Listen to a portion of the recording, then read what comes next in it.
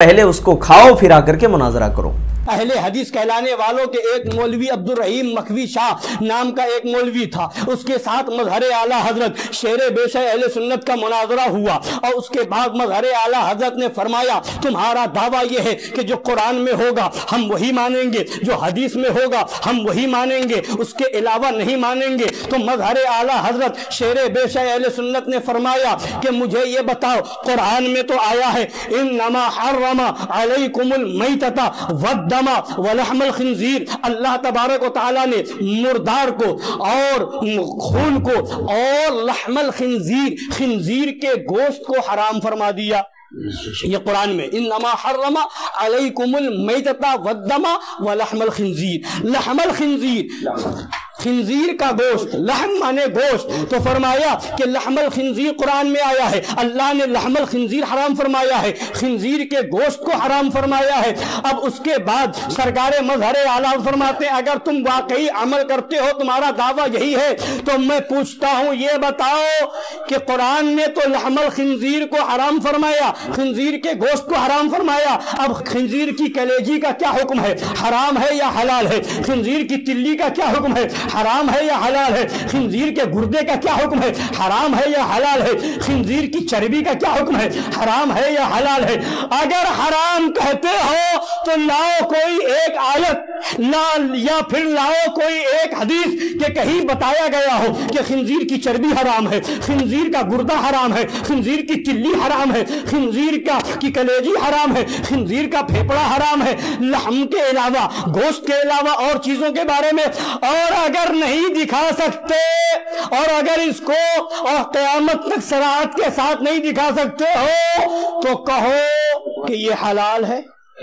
हराम नहीं दिखा सकते तो कहो कि ये हलाल है, और अगर हलाल कहते हो तो पहले खाओ फिर मुनाजरा करो। दोस्तों, ये बंदा अपनी तकरीर के अंदर चीख चीख करके ये बात कह रहा है कि ये अहले हदीस वाले जो होते हैं ये सिर्फ कुरान व हदीस करते हैं, यानी सिर्फ वही मानेंगे जो कुरान व हदीस में है, तीसरी बात हम नहीं मानेंगे।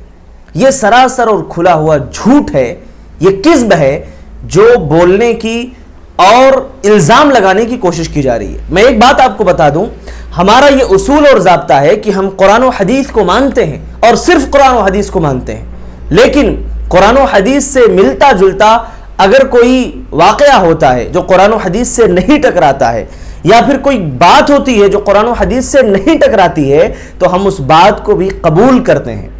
ऐसा नहीं कि हम उसको रद्द कर देते हैं, नहीं मानते। बहुत सारी ऐसी बातें हैं। दूसरी बात, इन्होंने जो वाक़या इस वीडियो के अंदर बयान किया है, ये वाक़या मैंने कई जगहों पर रिसर्च करने की पूरी कोशिश की, लेकिन ऐसा कोई वाक़या मुझको नजर नहीं आया। तीसरी बात जो इस वीडियो के अंदर बयान किया कि मजहर आला हजरत ने कहा कि अगर तुम कहते हो कि वही बात हम मानेंगे जो कुरान के अंदर है, जो हदीस के अंदर है, तो कुरान में ये कहाँ है कि खिंजीर की चर्बी जो है हराम है?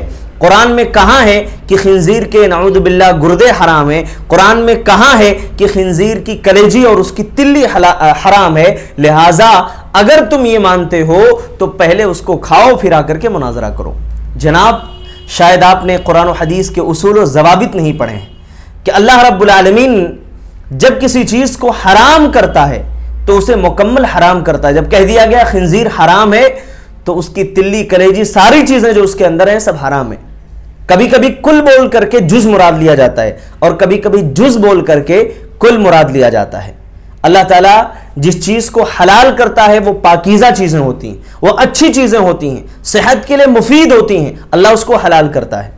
और अल्लाह ताला नुकसानदेह होती हैं, अल्लाह उसको हराम कर देता है ताकि मेरे बंदे उसके नुकसानात से अपने आप को बचा सके। पीर साहब ये नसीहत करके गए हैं कि जो वहाबी हैं, जो देवबंदी हैं, उनको तुम इस तरीके से अपने आप से दूर कर दो जैसे दूध में मक्खी गिर जाती है और उसको हम निकाल करके फेंक देते हैं।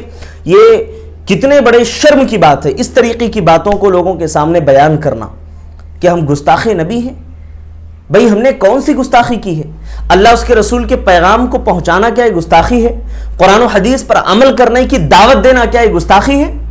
अगर यही गुस्ताखी है तो हमें मुबारक है और हमें फख्र है इस गुस्ताखी पर कि हम ये पूरी जिंदगी गुस्ताखी करते रहेंगे।